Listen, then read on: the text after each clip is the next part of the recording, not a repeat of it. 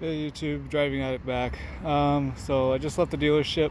Got a pretty big weekend coming up, and I don't know if you can tell from my previous videos, especially with the Subaru, but I am more about DIY than I am anything.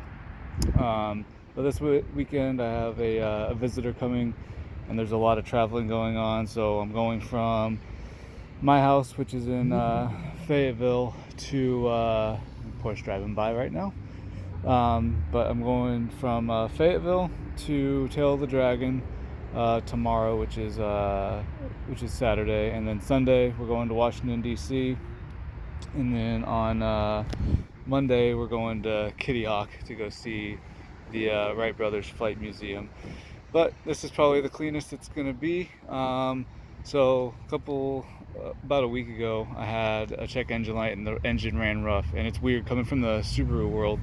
Like I can pop a code on that thing and not worry about it one bit. But for some reason, this one, because it's new and I don't know it, and you know all this European engineering and whatnot, I got afraid of it. But I scanned it. It's just weird that it ran rough because of a spark plug being out. But I guess it has a big impact on an 8-cylinder car, unlike a 4-cylinder on the Subaru. Anyway, I cleared the code, or the code cleared itself after just sitting for like 2 hours. But I took it to the dealership today to get the spark plugs changed out because I could do it myself. It's just I know that I would run into snags and issues here and there, and it was short notice, or not really short notice, but I didn't have a long lead time. And knowing me, I would probably bump into like 30 different problems and have to run back and forth to the store. So I didn't want to waste the time, and I just decided to go to the dealership, and they didn't rob me too bad. However, I did unfortunately have the case where that tire got a bolt stuck in the sidewall on the inside, and so I had to end up replacing all 4 tires because all-wheel drive and that fun stuff. But anyway, car's probably the cleanest it's going to be in quite some time, because I don't know, it looks way cleaner than I could ever get it.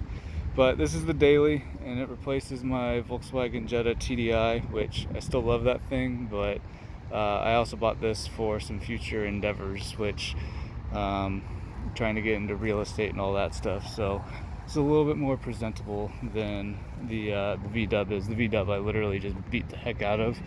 But today, leaving the dealership, I got a ton of compliments on it.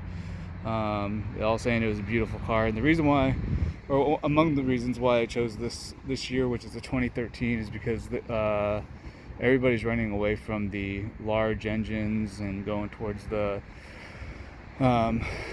hybrids, and then like turbocharging and all that stuff, but they're slimming down to the V6s, and this one still had the V8, and it's a twin turbo, so heck, and I love it. I'm used to small displacement 4-cylinder engines, so this is mighty different. But that was the exterior. The interior, so the reason why I chose this one out of all the ones that I did see listed was because of the seats. I've never had quilted seats before, and they're freaking awesome. They were just a styling touch that I really enjoyed, so I picked up on it. The only thing that I'm part and parcel to, although I've gotten compliments on it, is the wood paneling.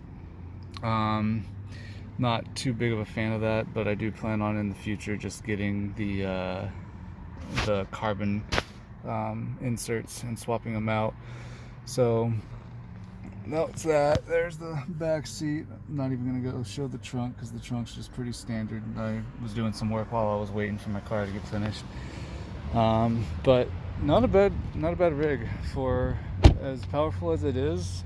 I was getting almost 30 miles a gallon just cruising down the highway at 70 miles an hour, so it's pretty good. And then, obviously if I get sporty, comfort mode, it takes a little bit more pressure, but in sport mode, the pedal is like super touchy, and it goes, and there's no problem with it, and it just got windy.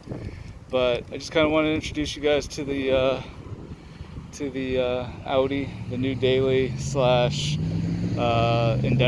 future Endeavor car, to look a little bit more appealing. If anything, I might get a tune for it, Just looking at some of the spreadsheets from different companies, a lot of them have just basic tunes that require nothing, and the power output increase is absolutely insane, especially with the torque. But I kind of want to do an exhaust on it as well, and then maybe even potentially doing an intake. I'm not too keen on doing that, but you know, if it comes along, it comes along. So that's that. Just wanted to introduce the car. It's not going to be much of a project car. It's just something to putt around and have a little bit more fun than the TDI was providing me. And you know, as I've said multiple times already, help me in future endeavors. But yeah, so that's this, and got a big weekend coming up, so I'm trying to document that, and then probably give you guys some snapshots of Tail of the Dragon, and maybe a little bit of adventuring around DC, but also Kitty Hawk, just to see the coast and the lighthouse that's there. But otherwise, got the track day coming up next week, or yeah, next weekend, the 20th to 21st, so there should be a lot of track footage coming out for that. So just stay tuned. Alright guys, until next time.